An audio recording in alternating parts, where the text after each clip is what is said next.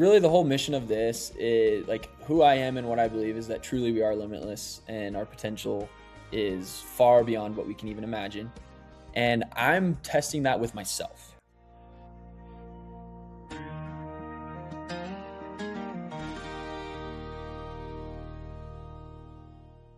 Welcome back to Through Their Stride. I'm your host, Sam Sutton, and today I'm sitting down with McKay Nelson, who asked himself the question, what does it take to attempt something most trained runners wouldn't dare try?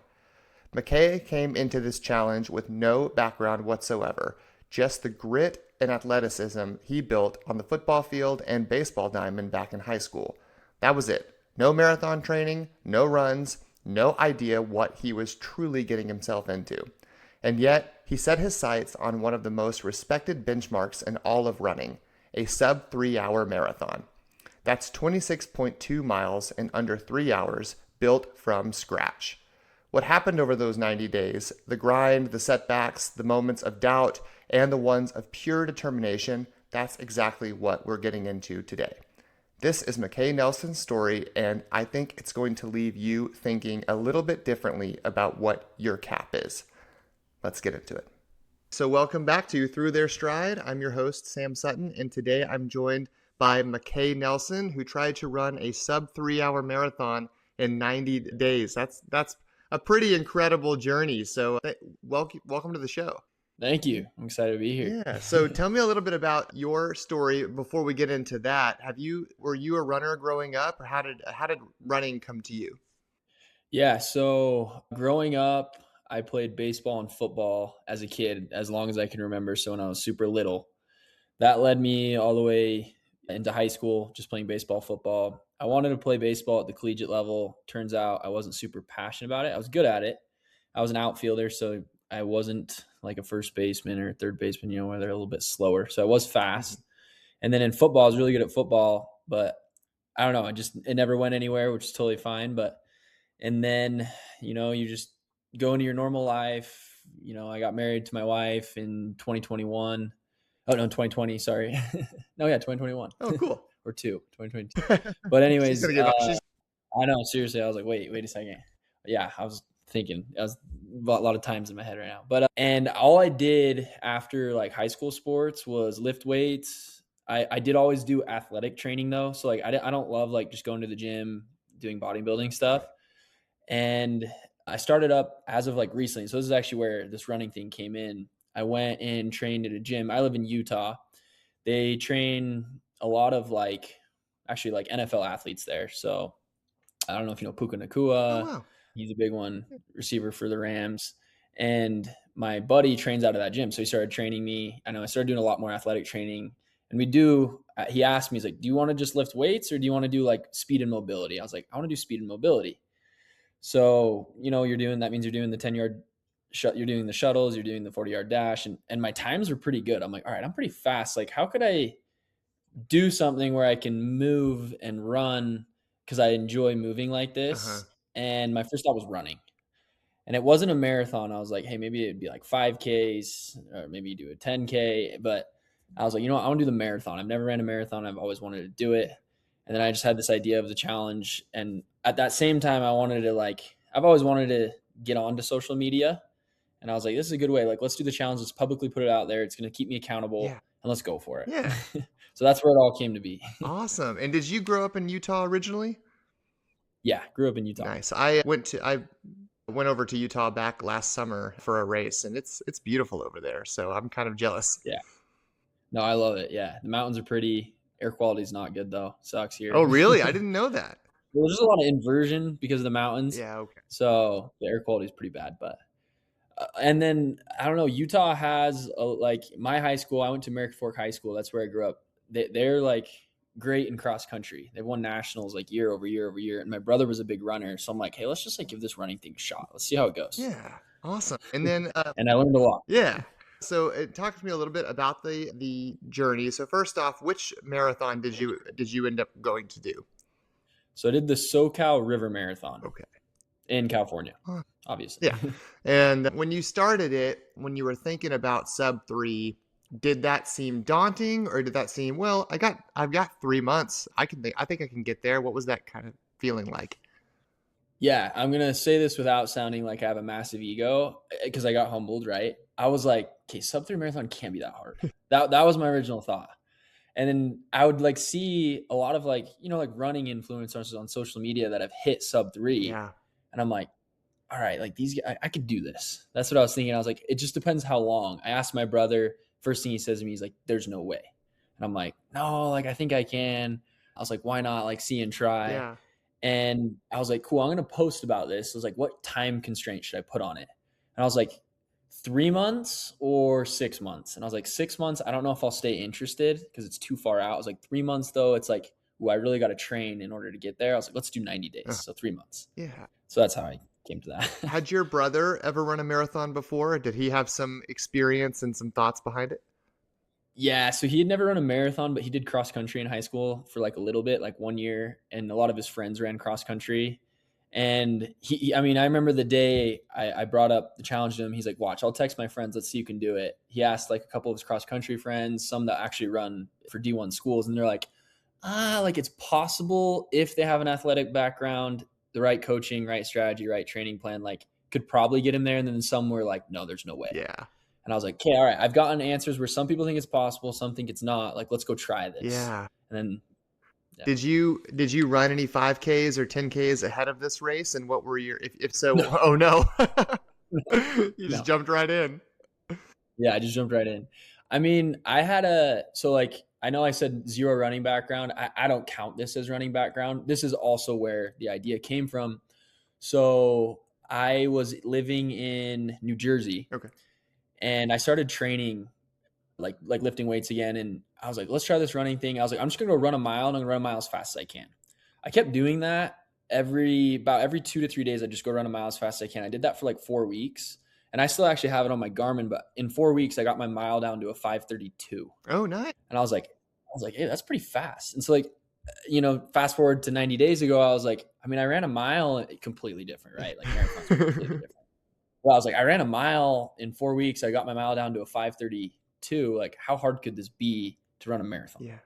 I don't know. The naiveness like protected me from getting like wrecked, but like also was my biggest downfall. Yeah, for sure. And then when it came to the training and in those 90 days, so talk to me a little bit about the training. Did you run 5 days a week? What was the running like for you? Yeah, so I was managing not injury, I was managing a lot of pain. That was the whole goal, was just to be able to do it without getting injured. Yeah. So I went week 1 with, again, no zero running background. I did like 21 miles, I think it was week 1. And my body was hurting and feeling that. And I ran 5 days that week. So like I was like adjusting the whole time, but the goal was 3 days on, 1 day off, 3 days on. Okay. I didn't end up doing that because it was too much, Yeah. but I was going to do 3 days on. Yeah. 1 day off, 3 days on. Gotcha. And So I was trying to do 6 days a week, but it would vary. yeah, 6 days a week is a lot, especially if you're jumping in from like 0 to 6. And especially like 20 plus miles a week. That's hard to manage right at the beginning. Yep, exactly. And I was on actually the week 1, I went on vacation with my wife to Hawaii. So I was running in Oahu and the humidity was killing me. And I was like, wow, this is actually like hard. Yeah. I remember like day 4, I had a 3-mile run. Again, this is me, just lack of knowledge.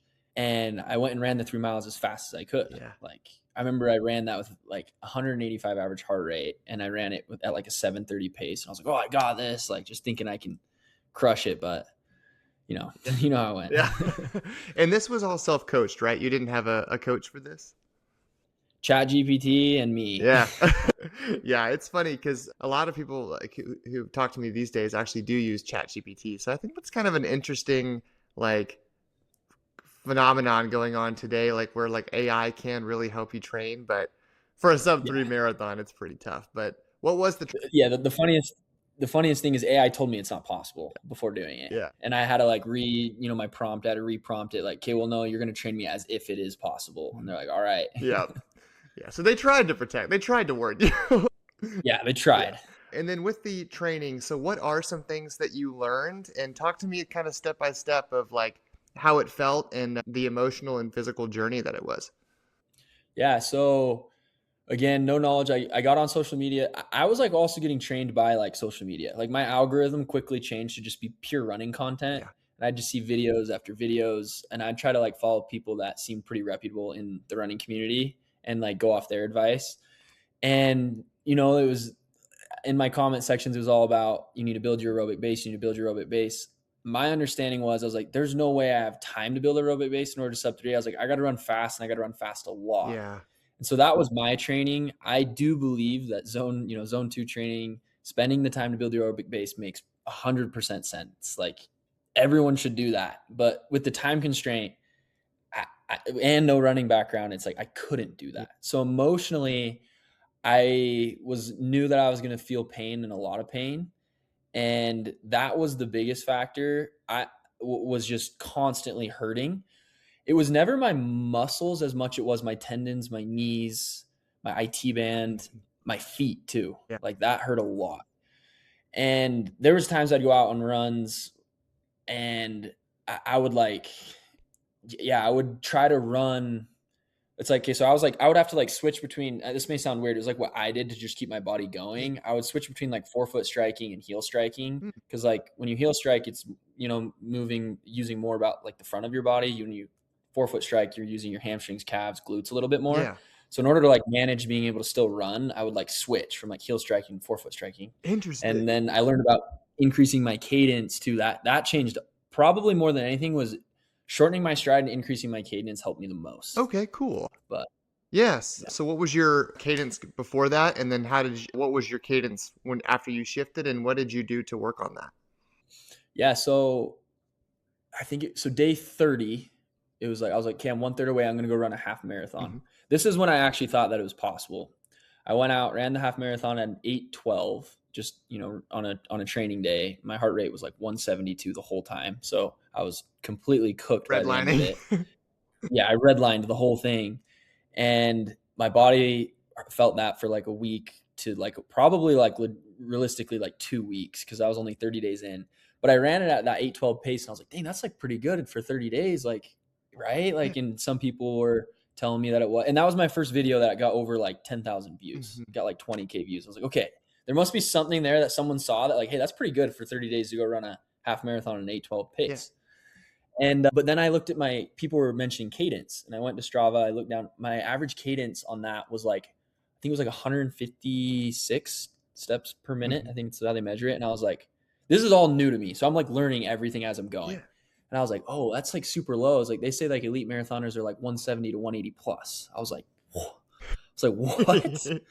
and I was like, and it took me like probably 2 weeks to figure out how to increase cadence. And it wasn't, I would like try to like move my legs faster until like, again, I go to ChatGPT, and it's like the number one way you can increase your cadence is just shorten your stride. Yeah.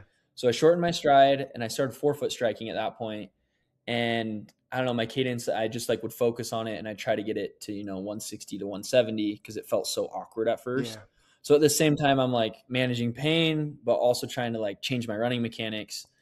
And I come from football, so it was always like explosiveness, right? Quick, short bursts. And that was kind of how I would run, but that was costing me.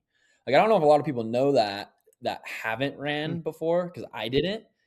Running mechanics, like for a marathon versus like even a 5K are probably different. Yeah. I mean, you're a runner, but like that was the biggest thing that I learned was you can't run a marathon like you're going to run something else. Mm-hmm. Like, or the way that you used to play sports. You actually have to change the way that you actually run. Yes. And that was a huge takeaway for me. Yeah, that's super interesting. I haven't done a whole lot of cadence training work. So just like, I haven't really thought about it, but maybe it would be something that could help me. But yeah, you're right. Like running your form and everything, your pace and everything in a marathon is so much different than like a 5K. Like, oh my gosh, it's completely different. Yeah. And not even close. Yeah. My 5K time currently is like a 650 per mile, whereas my marathon is like an 834. You know what I mean? So yeah. No, it's complete. Yeah. It's two different games. Mm-hmm. But being in this though, learning and hearing from people and getting like tips and tricks. Of course, you got some haters, but like you got a lot of good tips and tricks as well. Were you able to implement what other people were saying into your training? Yeah. If I were to list them like bullet point, it was increasing cadence and shortening my stride, run posture. So I always thought you had to like run tall It's like, or no, sorry, running posture matters, right? Run tall, chest open, but like the forward lean, I adjusted that. Always got to run with forward lean. That increased my speed. And then I started like learning a lot about. Someone talked about breathing cadences, even so, like rhythmic breathing. Yeah. And so I started implementing like rhythmic breathing, like you can do a 3-1 or a 2-2, and that has to do with your stride and your breathe and like how you breathe. Hmm. That was that was also huge. Yeah, I would say those things: cadence, shortening my stride, so increasing cadence, shortening my stride, rhythmic breathing, and then run form, like by posture. Yeah. And then also too, like not running with like clenched fists, loose hands. I know, like hold the potato chips. So I was trying to learn everything. And then the biggest thing was running on a midline. I would run kind of like a little bit farther apart. So I started to try to like learn to run on my Yeah. midline, and that helped too. These are all things that like helped the most. Awesome. That's super cool. And I was thinking about that, like, while you do get a lot of like flack and hate, I guess, on social media, like there are a lot of people who genuinely are like, "Ooh, that's interesting. I want to help him. Could be so cool to see." You know what I Yeah. mean? And like they become invested in your journey. Yes. Yeah. I noticed that. That was when I like at first like I didn't know what to expect of posting, but then I started getting, a lot of like comments, and even on my last like 5 or so videos is like when it's happened the most. But yeah, it was like at first like, I knew hate was gonna come in because I was making a crazy claim. Like Sub-3 with no background in 90 days is like crazy. And I knew that. People would tell me, oh, this is just for clicks, this is just for engagement. No, like I was like genuinely You interested in trying, seeing if yeah. this was possible.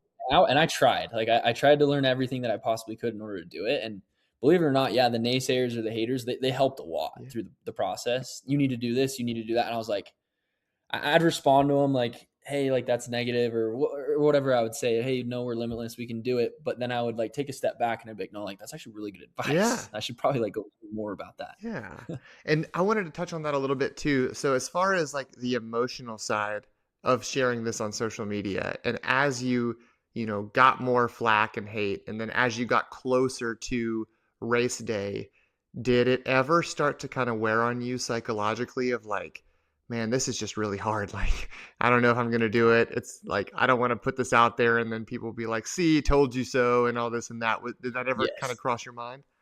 Yeah. So I'd say around day 40 to no, yeah, day 45 to 55. I started getting like migraines daily. Oh, no. So I didn't post about it, but like I was getting, I think in 1 week, I got like 3 or 4 Oh, migraines. And my migraines are crazy. Like I'll lose my vision, I'll throw up, my tongue will go numb. Like sometimes the left side of my body goes numb. oh, no. And I was like, is this from overtraining or is it just from the psychological stress of, like what everyone says I can or can't do? And I realized it was a mix of all things. So it was like overtraining, the stress of, hey, can I be able to do this? And then also too, like it took an adjustment to like put myself out there and just like own how things were going. Mm-hmm. And so it was a mix of all three of those. But yeah, it was hard. Yeah. I even told my wife sometimes like some of the things some people would say, I'm like that just bothers me. I'm like, why did someone say something like this? Or psychologically, yeah, it was kind of Yeah. hard. It affected me. Yeah. But yeah, so I went through that stint where I was literally getting migraines and my body was breaking down. Oh my gosh. What did you do to manage that and get over and like get through it? So migraines, typically the trigger is stress, but it was like putting my whole nervous system in fight or flight. So I started learning about nervous system regulation, and in order to actually recover, you need to get your body out of its, there's the sympathetic and parasympathetic nervous Yeah. system. And whatever one's active, so like parasympathetic, it's rest and digest. Sympathetic is like fight or flight, right? It's survival mode. It's where you go on race day Yeah. because your body is like over exerting itself. And when I started like realizing that, I was like, okay, after my runs, the number one thing that I am trying to do is to get out of my sympathetic nervous system and into my parasympathetic. Mhm. Migraines went away after that. And I started recovering better too. So like it may sound cheesy, but I think and this isn't just for runners, just athletes in general. It's like, no, you can't like argue with your wife or your relationships. It's like you got to keep your environment very low Yeah. stress because like your nervous system feels it and it knows it and it keeps score, and that's going to affect your running. Yeah. So I tried to really like de-stress my life after that 10-day stint where I like everything was going wrong. And that helped. And I stopped getting migraines and I started recovering actually a lot better. Yeah.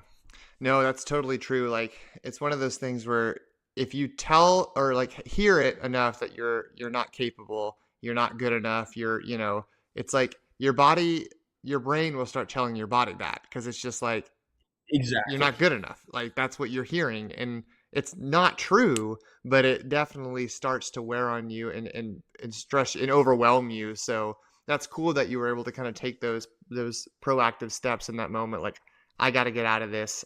I got to like take out the stress in my life. That's pretty amazing. Yes. Yeah. Your body really does like, I don't know, it's like a computer system. You give it the code and it will respond to whatever you give it. Exactly. And that's Yeah. honestly kind of a fun thing about running. You start to learn about your body and how it like reacts and interacts with things like Oh, yeah. over a training period. Oh, 100%. Yeah. It's actually really fascinating. It applies to all aspects of life. Running Mm, does. All sports do, but running has been a huge eye opener for a lot of things for me. yeah. All right. And so going to race day, when you got to race day, race weekend, what were the nerves like leading up to that starting line? What was the feeling like? I saw you posting a little bit, or like you said, your body doesn't feel like it's in sub 3 shape. You're in good shape, but you're not sure what it's going to happen. So talk to me about those thought processes. Yeah, so going into race day, I knew that my fitness level was not sub 3. Like I knew it wasn't. What I was banking on was the elevation change from Utah to California, wearing a race shoe, and like being able, in California, lower at sea level, you're gonna get more oxygen in your body. So I was like banking on those things to give me the extra push in order to do it. Hmm. There was like an inkling in me that was like, hey, maybe it's possible, but I was like, it's probably not. Yeah. I wanted to go out at a 7:30 pace, but even now running post marathon, I probably would have went out at an 8:15 Yeah. pace, 8 to 8:15, and I think I would have been fine at that pace, like the whole marathon. Hmm. But I obviously didn't. And so yeah, I didn't know what to do. Like for the whole week, I was like, hey, do I just send it? Because that's what this whole journey was about, was doing the sub 3, Yeah. or do I actually just go run a good marathon and get, a lot more respect for at least running a good time? And then I was like, I'll just like leave it up to the people that have been watching. I was like, let's just post a video. So I posted a video. I was on the beach that day. I was like, hey, what do you guys want to see? Do you want to see me go for it? Or do I go out and run a respectable pace and get a good time? And that post got 100,000 views, Wow. and like we got like 200 comments, and people were saying, why we're here. I didn't follow you just to see you go out and Oh run a no. respectable race. And I was like, all right. Okay, I'll go for it. And I didn't want to, I'll be Yeah. honest, because I knew that I knew I was going to blow up. Like I knew that was going to happen. And the course was a little bit downhill. Like it was like 365 feet net downhill. Okay. And I was like, okay, maybe that will help too. Maybe I can do it. And so I tried to like reconvince myself that I could. Yeah. And then the first, like by mile 3, I was like, yeah, this ain't happening. But I went out at sub 3 pace. I sent it. Yeah. Yeah, I saw your I split. sent it. I saw your splits, and as far as though as a respectable time, I mean, you were holding quite a respectable pace for like several miles. I don't think it was until the mid to late miles that you hit the tens. So, were you able to kind of dial it in for a little bit in those early to mid miles? Yeah, honestly, well, a funny story too is my watch was misreading my heart rate for sure for the first 8 miles. Oh yeah. Because yeah, so like looking at my splits, I came out at 6:47. Next one was 6:52, 6:53, and then it was 7:23, 7:15, 7:32, 7:55, 7:39, 7:56. And I'm like, okay, this like I was feeling pretty good, but it just kept getting slower. And I was like, okay, if I don't dip back to like an 8:30, or like this race is toast. I'm gonna be walking in over 4 hours. And sure enough, that's what happened, because I was like, okay, I'll just keep pushing. Yeah. But to answer your question, I was feeling fine for probably 4 miles. And then I got this like reading on my heart rate, and I was running at like 185 for Ooh. like the first like 5 miles. Yeah, I had no idea, because it was reading like 150 Yeah, to like 160, and I was like, that's normal. That's like a good range to run a marathon for in. sure.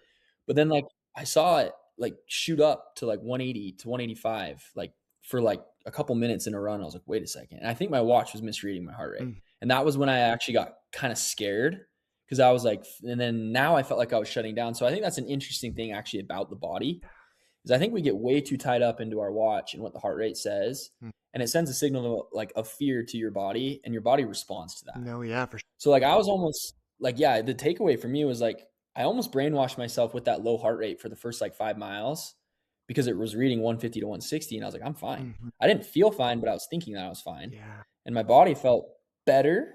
But then the second I saw it go to 185, everything felt different in my body. Fear kicked in. I started to slow down. Pace got slower and slower mile by mile. So that was an interesting thing that I learned. I was like, maybe you can just kind of gaslight yourself into, Yeah. a faster No, pace. for sure. I felt the exact same thing before with heart rate and like getting too caught up in the watch where it's like you like I tell myself because when I try to do zone 2 training, I'm like, okay, I got to stay in zone 2, which zone 2 for me is like 120 to 130 something. And so I'm like, I stay there, like I'm good. And then like my watch starts to tick up later in the miles like to 138, 140, and then I start panicking and I'm like, oh no, I'm not in zone 2 anymore. Like I've changed the workout. And then once that happens, the heart rate goes up to like 150, you know what I mean? And you're like, Yes. you're just panicking. So yeah, Yep. the science can kind of screw you over sometimes. Yeah, that's what I would say. Sometimes you can get too involved in the science, Yeah. So and I did yeah, but on race day. yeah, that's okay though. But like, that's one of the things that you kind of learn and take going forward. So in the race though, did you ever have a moment like what were your thoughts like while racing? What kind of carried you through all the way to the finish line? Because to finish that after going out so fast, like takes a lot of willpower and grit. Thoughts that were going through my head, it it kept changing. So at the beginning, I was like, I've got this, and then I was like, okay, I need to slow it down. And then I was like, oh my gosh, I need to slow it down more. I'm like, oh my gosh, I need to slow it down even more. Mhm. And then it got to a point where I was like, okay, just don't walk. Like, just do not stop, do not walk, do not walk. And then it got to a point I started getting chills and I was overheating like really bad. Oh, And my brother, my wife, and his wife, my brother's wife were like me. I put an air tag in my back pocket so they could like hand me electrolytes because I didn't know if the aid stations just had Powerade, oh, and I don't like Powerade. yeah, So they were dropping off electrolytes, and he handed me that water bottle, and then I walked, and that was when I think I kind of felt defeated, yeah. and that was at like I think it was like mile 11 or 12, Mhm. something like that, and that was when I first walked, and I was like, or it might have been at like 13, mile 12 or 13, and he handed me that water bottle, and I walked, and I was like, all right, I think this is over. Like what I wanted to do, which was run like a three, because I was thinking sub 3, and then I was thinking, okay, 315, okay, 320, 325, 330, Yeah. 335. And at mile 13, when I was like, that was when I was like, I could probably do 335. And then it just kept getting worse and worse from there. Yeah. Like, but and then it got to a point where I like couldn't even move now because my body felt like 1,000 pounds of bricks, like a bag of Yeah. bricks. And then I would walk and run and walk and run. And the rest was just the willpowering it to get to the finish line. I was like, okay, no matter what I'm finishing though, I'm not going to walk off this course. Yeah. And you mentioned something while talking about that, about the heat and humidity and of being on the beach and how that kind of affected your marathon. I saw you post a little bit of a little video about it saying like, what is up with this heat? Like it really does have an effect on your running. So did you imagine that it was going to be as bad as it was? No, like, so in Utah, I was running in 30 to 45 degrees. Mhm. And it's weird because it feels like when you're outside and it's cold, you actually can redline. Like I could run, because that was what I was banking on. I was like, I'm just going to redline this whole marathon. I'm going to run 170 to 175 heart rate the whole marathon. Yeah. Because I was doing that in my training in Utah and I felt fine. Like obviously didn't like feel good on my body, Mhm. but I wouldn't, I could do it. Yeah. You weren't going to like I die got to or anything. California. Yeah. Yeah. I was like, I'm not going to die. But then I get to California, you add 40 degrees of heat and now humidity. My heart rate was actually lower. And now I actually felt like I was going to die. Yeah. I'm like, oh my gosh, like completely different ball game. So yeah, that was the biggest thing. And I tell on social media on my videos, I say like, that's my excuse is the heat was what blew. I shouldn't have gone out that fast no matter what. That's the real excuse. Mm-hmm. I should have went out at my fitness level. But like my second excuse is like the heat completely changed everything for me. And I was definitely not prepared for that and didn't even expect that. Yeah. I was sweating. I had the chills. my body felt super heavy. Like everything was shutting down. I've kind of felt nauseous sometimes too. So, and I needed way more water. I never would run on my runs with water Oh, ever. wow. So that's another thing. Like I wouldn't drink water in Utah when I'd go run. Oh, Like even my half marathon, I took 2 gels and that was it. No water. yeah. That's And crazy. yeah, it's that. hmm you said during that video, you were like, the heat's not an excuse. I ran what I ran and I'll own it. But then there was a comment that said, no, the heat is an excuse. Like, heat changes Yeah. everything with running. Like, I train here in Texas, and most of the, Hot. yeah, like late fall, winter, it's pretty comfortable. Even like early spring, the highest it gets is like in the 70s, and you're like, this is fine. But then like you get into the summertime and it's like 104 degrees every day, and you try to go out and run at 104 degrees, and you're like, man, 3 miles feels like impossible. Yeah, no, like yeah, yeah, that's why I posted that video. I really didn't know, and there was a lot of people that actually said a lot of insightful things about what heat changes and what it changes in the body, Mhm. and even nutrition too. And so this next time around, I'm actually running in June, so it will be a little bit hotter. It's an earlier start time. Yeah, like also too, the SoCal River Marathon started at 8 Oh, a.m. geez. I'm like, yeah, it started at 8 a.m. I'm like, where's this 6 a.m. start time? Yeah. Like, it was already 64 degrees when we were starting. Uh-huh. And then within 45 minutes, it was already approaching 70s. And I was just like, dude. And then during this build, during this race and everything, I mean, posting 90 whole days of this, you must have gotten also some comments of like, hey, this is it's such inspirational to me. Like, I'm getting a lot of like, you're motivating me to get out there and push myself. Did you get any of that kind of stuff? Yeah, tons. That was actually what kept me going. I would get people that would just DM me and they'd say, "Hey, I just wanted to say I just started running. I was going for a goal of this, but now I saw that you're doing this and I've seen your runs." And this was actually what made me feel really good. They're like, "I don't know how you've been progressing so fast." Hmm. So that like kind of inflated my ego a little bit. I'm like, "Oh, sweet." Like, Yeah. people think I'm actually improving fast. But it made me feel really good. And this one, I remember it was like this one guy, he's like, "Yeah, I was going to go train to go run a sub 4 hour marathon." He's like, "But I've seen your videos and how fast you're progressing." And he's like, "I've been running even longer than you and I haven't progressed to the level that you have." He's like, "I'm going to go change my goal." And that was what really kept me going. Yeah. That was what kept me inspired and kept me focused on, hey, I got to keep trying because people are loving to see this. Yeah. And it's helping And it's someone. inspiring them to push themselves. Yeah. That's amazing. And it's so funny how like a goal is just like, I'm just going to see if I can do it. Why not? Like, see what happens, can turn into like, man, like I'm helping people, I'm inspiring people. And this is more than Yeah. just a, why not just for me? Like this is helping other people too. Yeah, exactly. It was awesome to see that. Mm-hmm. I even had, to be honest, even more came after I blew up and I posted it. Even more of those types of DM, like I got hundreds of DMs after those 2 videos because the most recent 2 videos were the only ones that really like blew Yeah. up. I got over 100K views on both and hundreds of comments, and then I got like hundreds of DMs, Mm-hmm. and I was just going through all the DMs. And even though I blew up and it didn't go as I'd planned, and I made huge bold claims that I could and I would, everyone was like super positive and like mad respect for owning it. I love the way you approach this. You've inspired me to, you know, go push for a better time, et cetera, et cetera. So that was the most rewarding part about all of it. That's amazing. Yeah, I think I followed you in like this, like the 60s, day 60 something. Okay. I had seen a video pop into my feed, and I was like, I'm following this guy. Like, I want to see if this can, this can Sweet. be done.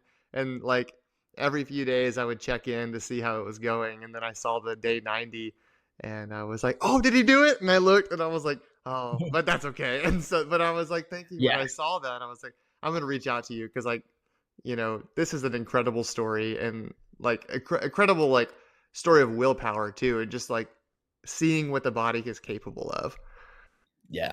No, thank you. I wish the result was better, but this next time around, like I genuinely think it's gonna be different. Yeah, so you keep saying next time around, so I want to hear like what the goal is going forward. Are you still going to do try to do 90 days, or what's your outlook? Yeah. So again, goes to the comments. Really, the whole mission of this is like who I am and what I believe is that truly we are limitless and our potential is far beyond what we can even imagine. And I'm testing that with myself. So people are like, this is rage bait. This is just for clicks and engagement. It is for engagement Sure. and to like grow social media, but like it's a self experiment. I want to see what limitations I can like shed and how fast I can shed them. Mhm. But yeah, I want to do sub 3 and now under 6 months.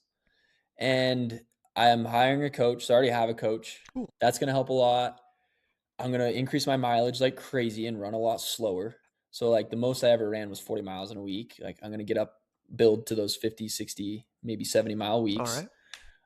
But like, yeah, the approach this time is just doing the things that everyone said I wasn't doing and now doing Yeah. that. Because it was just like self-experiment. It was like, I'm going to roll this with myself. I don't need a coach. I don't run. Like, this isn't my thing. I'm just going to go for it. But this time it's like, I really do want to prove to people like what's possible. Because even in my comment sections currently, people still are like, yeah, it took me 20 months to run a sub 3. Yeah. There's no way this is possible. It took me 3 years. There's no way this is possible. But believe it or not, I've had DMs, probably 3 or 4 DMs of people that have told me, hey, in 6 months, I went from zero running background to a 255. Geez. I'm like, okay, so this is possible. Yeah. And I don't know what their background was. Maybe they were an athlete in some other sport. But I like truly think still, as delusional as it may sound, that I can do it. No, yeah. And no one knows like what I did to even get to where I was. Yeah, I blew up, ran a 422, but like I spent like, I mean, between race shoes, gels, nutrition, I would get body work once a week.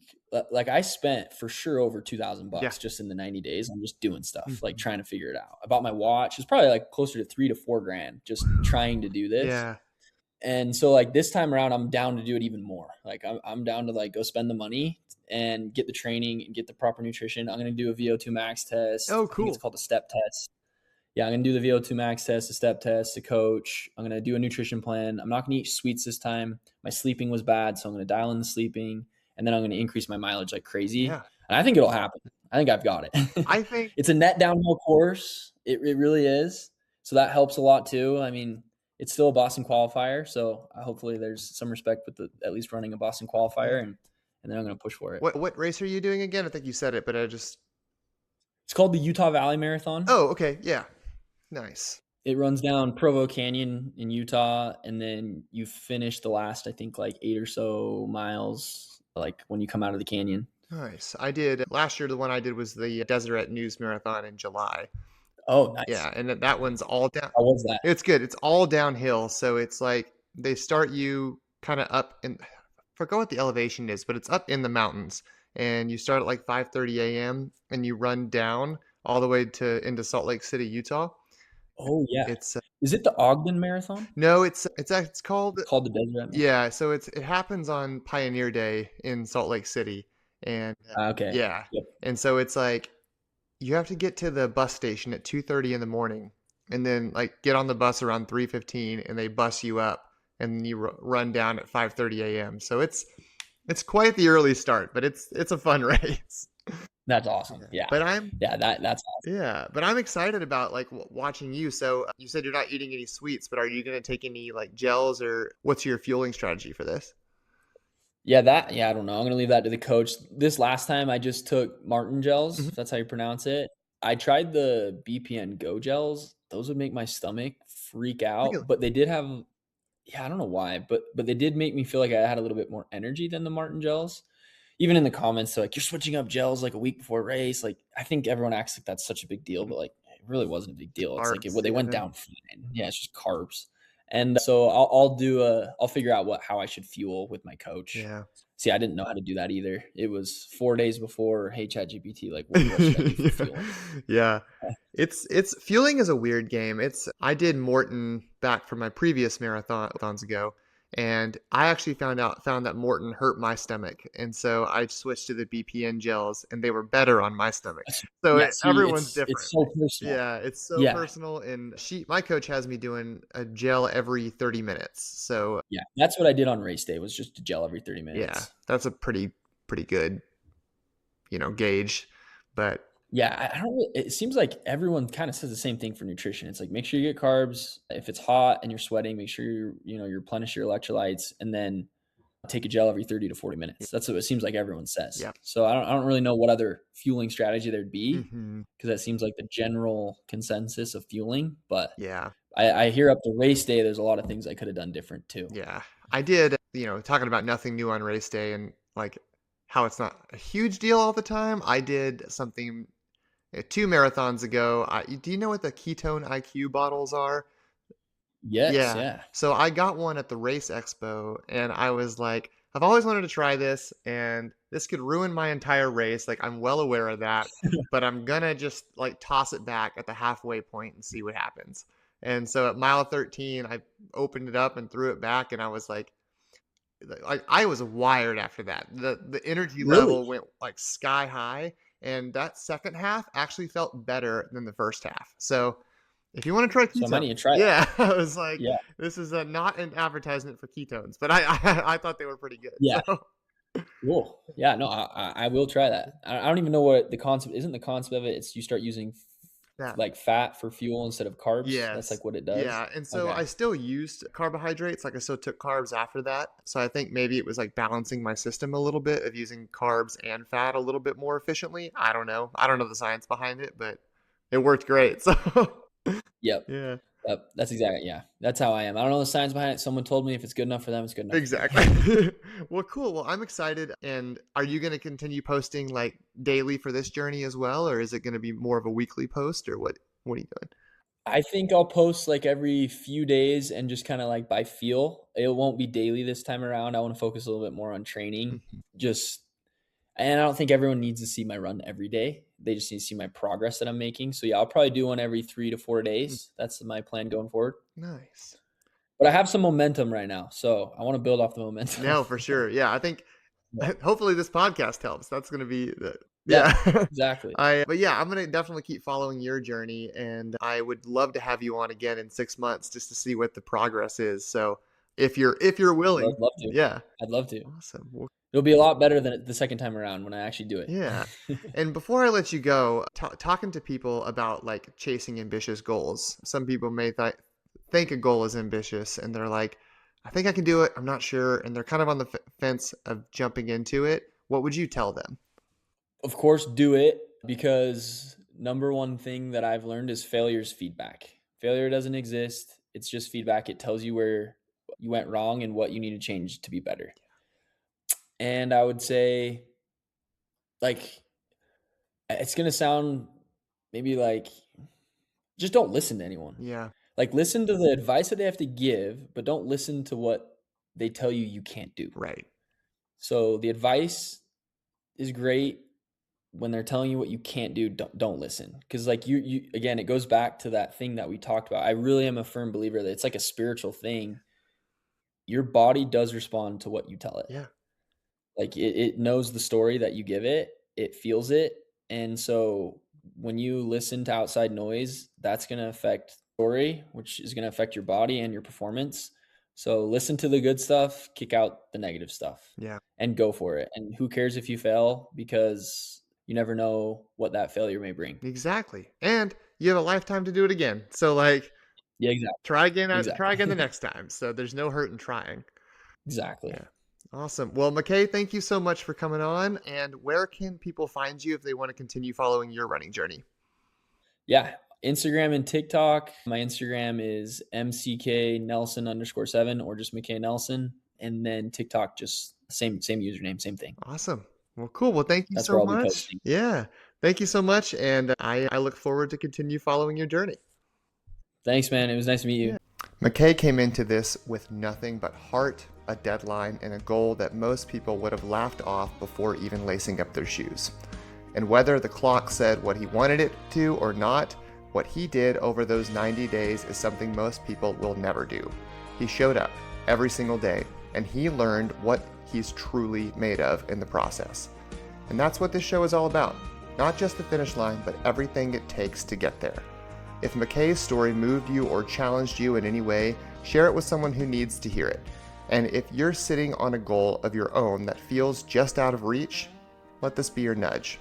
Thanks for spending time with us today, and we'll see you on the next one.